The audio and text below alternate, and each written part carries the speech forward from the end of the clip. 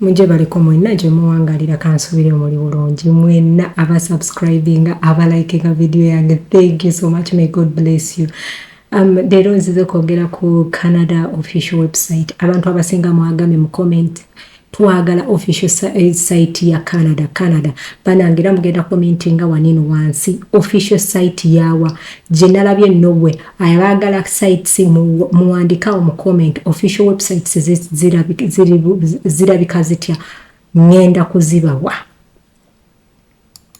Kati woba oyagala ogenda kati osobola okilikinga n'ogamba nti Canada ogenda ku Google yo n'oteeka mu Canada.ca bagenda kuletera official website yo eri wait Canada.ca egenda kubeera bwetu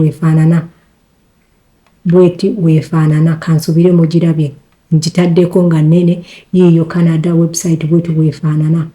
Kati womaliriza olaba ebigambo byekuleetera kuliko jobs, immigration, tourism. Gwenga gwe kiki kyoyagala bamu bagamba njagala kola genda oklikinge ku kola olabe okola bagala kibeetaaga ki byonna kyonna kye bagira okirabe. Kati olaba buli kimu kyonna benefits health buli kimu kyonna kati gwe wogamba nti kanklikinge wano ogenda kulaba ekikola ki ekijja. Kati woklikinga kati kangezo oklikinze ku immigration and citizen. Okilikinga ku migration and citizen bagenda kuletera ebintu binene wammanga. Bagenda kuletera ebintu bino wammanga nti apply to tour, study, work or immigration to Canada. Apply bichi byonna gwenga gwe bichi byoyagala. Oyagala application clickinga one if you want to apply. Woba oyagala study, click here. If you want to work, click here. Buli kimu kyonna. This is the official website.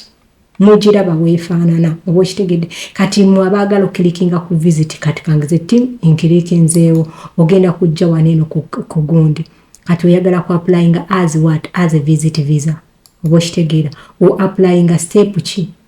Visit visa about the document olaba about the step 1 step 2 how to apply byonna ku ebiriko neeno oba okitegeera.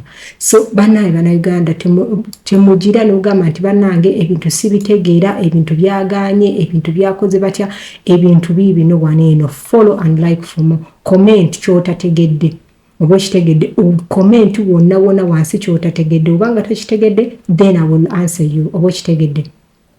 I love you so much. Ansubire buli kimu kiri bulungi. Mukama abankomere.